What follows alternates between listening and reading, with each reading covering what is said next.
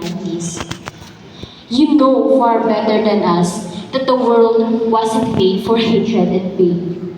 You are the one who knew our human race from the very beginning, the one who breathed life into our dust and called us very good. You know just how beautiful we were intended to be. So, if our heart is breaking right now, surely your heart must be breaking too. We pray to you not as someone distant and aloof, but as someone near to us even in the midst of chaos.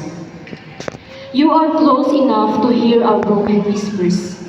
No matter how strong or weak we feel, no matter how much or how little faith we can master, we will start by whispering this. Your hands allows each mind to think and teaches each heart to beat. There's nothing you can do, so we pray even though it seems impossible.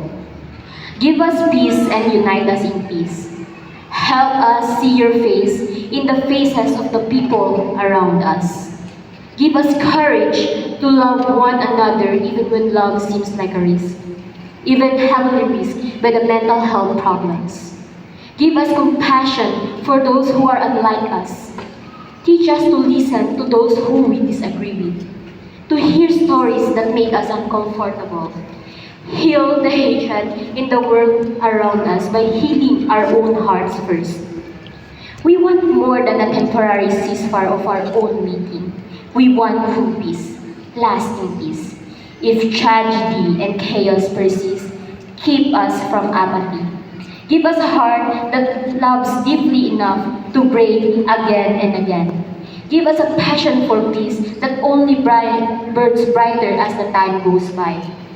Thank you that your love has never stopped blazing. Thank you that no matter how many times our human race falls, you have never fallen into apathy. When we are faithless, you remain faithful. And one day, I know you'll give us a perfect peace that lasts forever. One day, our sorrow will be erased and every tear wiped away. We dare to plead with you in the name of Jesus, in the name of the one who suffered, so we could plead with you. Peace. Amen.